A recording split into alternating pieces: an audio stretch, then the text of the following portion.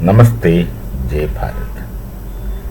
This may be perhaps the 10th day or 11th, 10th day, suppose, that the US F35B fighter aircraft is staying put in Bharat, the Trivandrum airport in the southern part of Bharat. A lot of controversies took place. There are a lot of confusions about it. Actually, the present day geopolitics is full of confusions and enigmatic statements and all kinds of things. The F-35 is supposed to be the invincible, invisible, the latest so-called fifth generation stealth aircraft. It can't be detected. All the stories. I haven't thought that the Americans can be so boisterous about things. I did not know that part, but gradually it comes to that.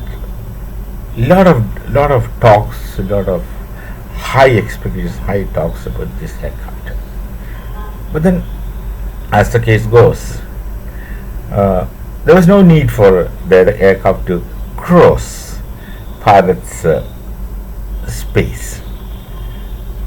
Where they have crossed our aerial border. And then when the Indian Air Force air defense system, the thing is that they never expected the air defense of Bharat to intercept them, rather detect and find out they are intruding. So much before they were entering Bharat's space, the Indian Air Force asked the question, your unidentified aircraft, identify yourself. That's a procedure. And this man, of course, is so confident. Young pilot, that is naval pilot, not Air Force pilot. The young man is very confident that he is invincible and invisible, so he did not answer. Normally, he can't answer because there is no answers. He is with a special mission. We don't know that. Then Bharat was challenged in international frequency. He'll ask.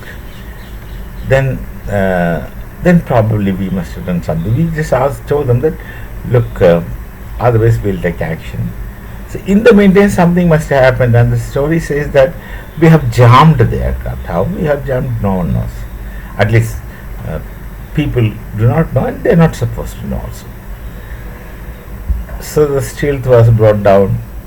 First, the story said that he had came for refueling. That's an impossible situation. A fighter aircraft is asking for refueling, or is runs out of fuel. It's not possible. It doesn't happen. Then says that there's some problem. The hydraulic system is unable to take off. The thing is that somehow, apparently, Bharat has locked the system. Jammed or locked, whichever term you use. I do not know which is most appropriate. And they can't unlock, or they can't do anything against that system that is got jammed. That's a situation, that's a present story. Now, when you talk about fighter aircraft, the fighter aircraft has more than one purpose. It can be used as an interceptor. It has a different role. The same aircraft, it is a different role. So they'll get equipped and tuned to some other purpose with certain other equipments as required for an intercept mission. Then there can be an offensive mission, which will have different requirements, and the aircraft will be so modified to meet that mission. Then, what we don't like is the Recce missions. A Recce mission, same aircraft, but the same aircraft for Recce missions will have all kinds of different equipments. And these are particular aircraft. The British were very touchy.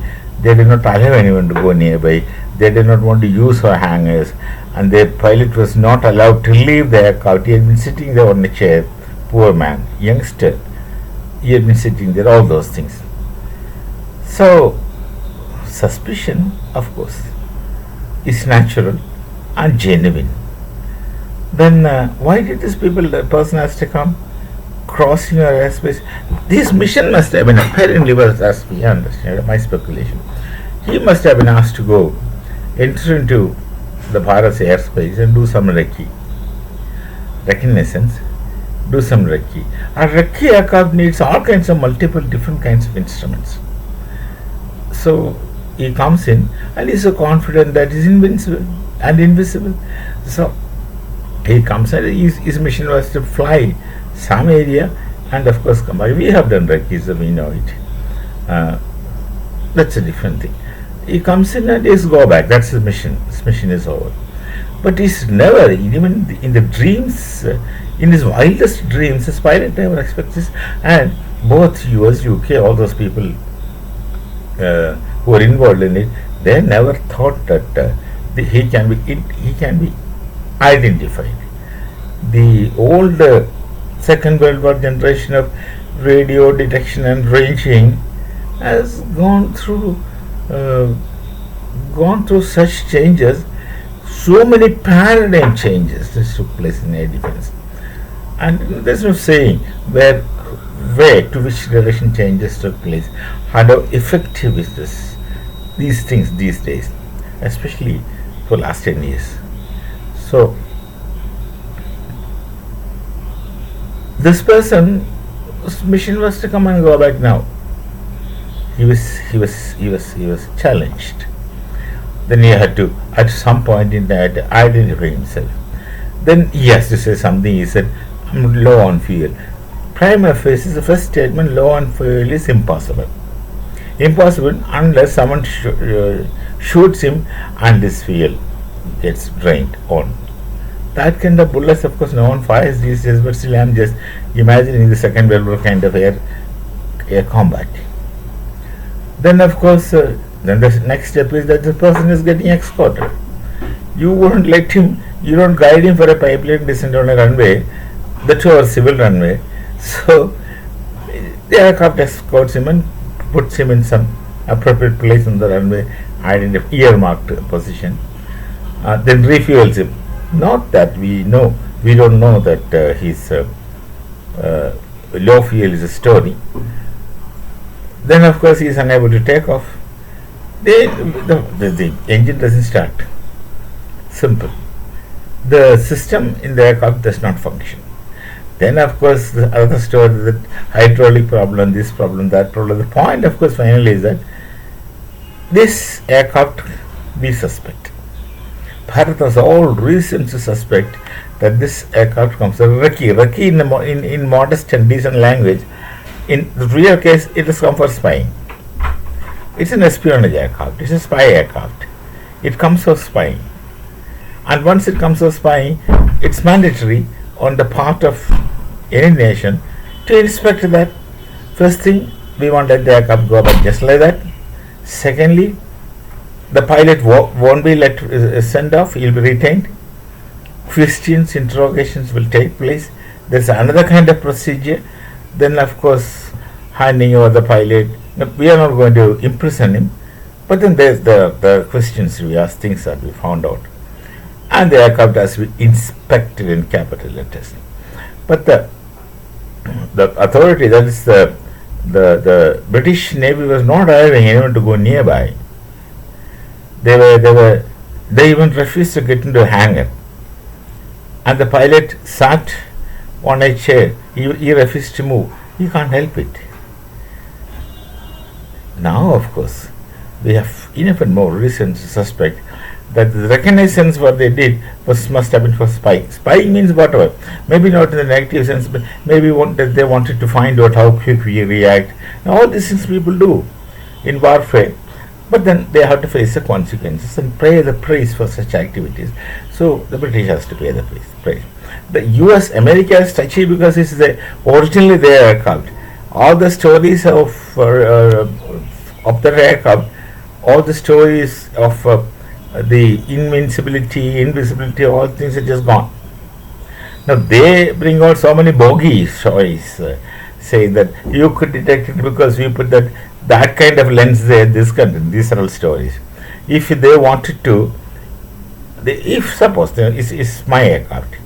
It's my aircraft which is flying on a secret mission going somewhere else, which is stealth.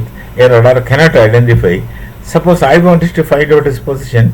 This is 50 years before we had that IFF facilities. identification friendly. We'll ask him to display IFF code, that's it. And we could decode. The IFF gets displayed on the radar screen itself, and we can detect, identify the code, the number, figures we can make out, and identify the mission, identify the aircraft, identify everything. So the story of glass, etc., is very funny. I don't know. That IFF was more than sufficient. That used to be the case 50 years before. Not these days. In Indian Air Force, we used to have that. So now, of course, we can't give it back. Now, since the suspicion is strong, we just can't give it back. We have to see what all things they have copied, what all things they have managed to find out from our nation. It's a question of national security. So, no friendship here. We are not enemy. We know this is not going to be a war on it. But then, this gentleman is a trespasser, and the pilot is an intruder, technically. We are not going to treat him as a prisoner of war because there is no war. But he's an intruder. It will take time for his return, and then we'll return the aircraft, but then after some of our procedures, which the Bharatiya Vayu Sena will determine. They know what to do. You need to tell them. They know what to do. So this, it has its own impact internationally. It has its own impact on the manufacturers of this aircraft. It has market problem. These are our corporate problems, which is naturally impending, and these people are supposed to face it. You have to pay the price for the things that you do. That is a different thing. But then technically, you just can't let him go without getting yourself satisfied that these are the things this particular aircraft did in Bharat. No way out. So we shall meet again. Namaste. Jai Bharat. Jai Sri Ram.